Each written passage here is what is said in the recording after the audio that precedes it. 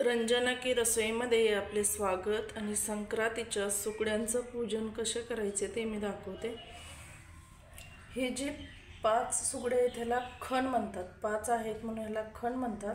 त्याच्यासोबत हे असे मातीची पंती दिली जाते, म्हणून मी ते 5 सुगडे घेतलेत। ऊस घेतलाय, मक्याचं कणीस, गाजर, बोरं आणि ह्याला बिब्या म्हणतात।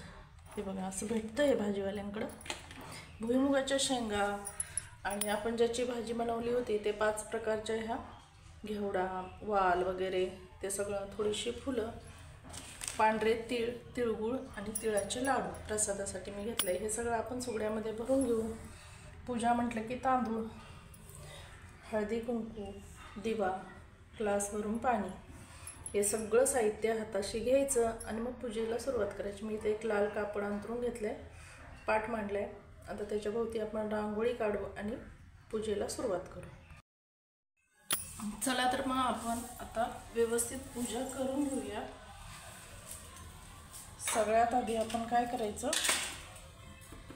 सर्व सुगडे आपण धुवून घेतलेले आहेत तरी सुद्धा त्यांना पाण्याचा शिंतोडा मारून घ्यायचा आणि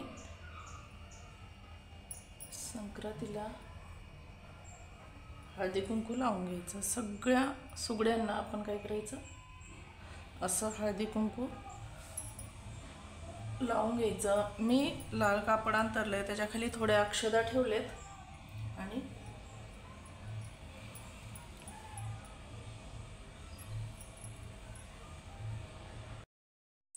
सुगड्यामध्ये भरण्यासाठी आपण जे साहित्य घेतलेलं आहे ते असं एक एक प्रत्येक सुगड्यामध्ये घालून ठेवून द्यायचं आहे। असं हे बघा,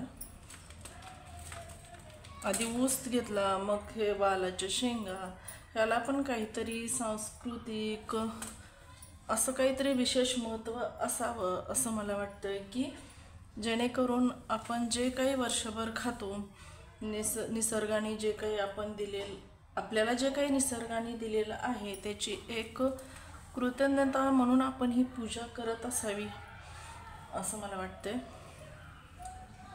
प्रत्येक सणाचं आपल्या भारतीय संस्कृतीमध्ये वेगवेगळं महत्त्व आहे।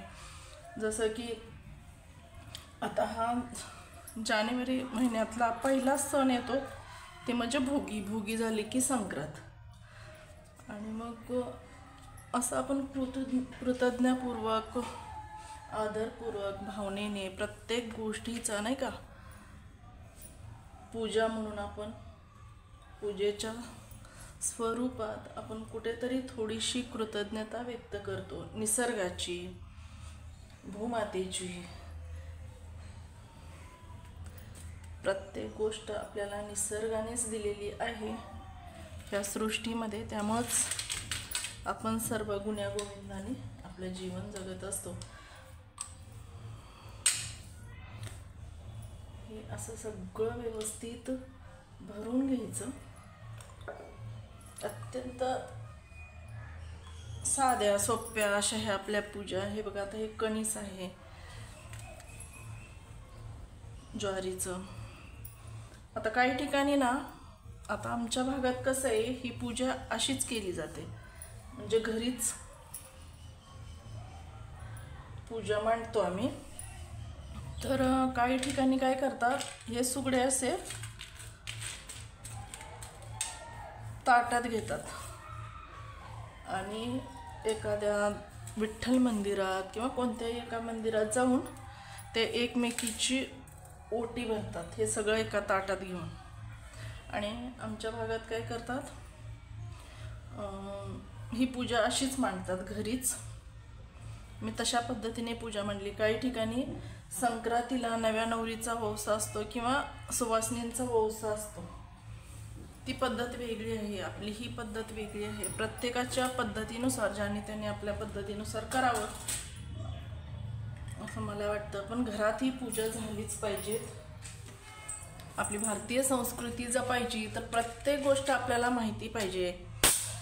असं दिवा लावून घ्यायचा, देवीची मनोभावे प्रार्थना करायची, निरांजन ओवाळून घ्यायचा, नमस्कार करायचा।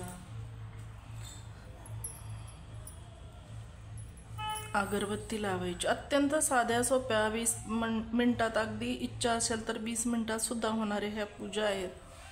आत्ताच आपलं लक्ष्मी पूजनाचं उद्यापन झालं गुरुवारचं, त्यानंतर लगेच आपली संक्रांत आली. संक्रांतीची पूजा अर्चा सगळं व्यवस्थित करून घ्यायचं. हे असं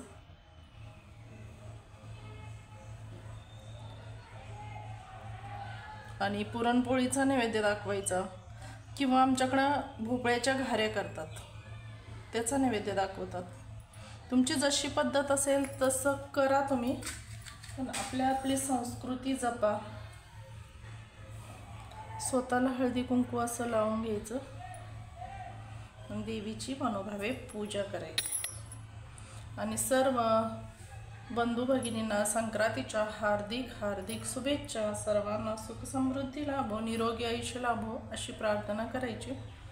आणि पांढरे तीळ, तिळगुळ, तिळाचे लाडू हा प्रसाद नैवेद्य म्हणून दाखवायचा.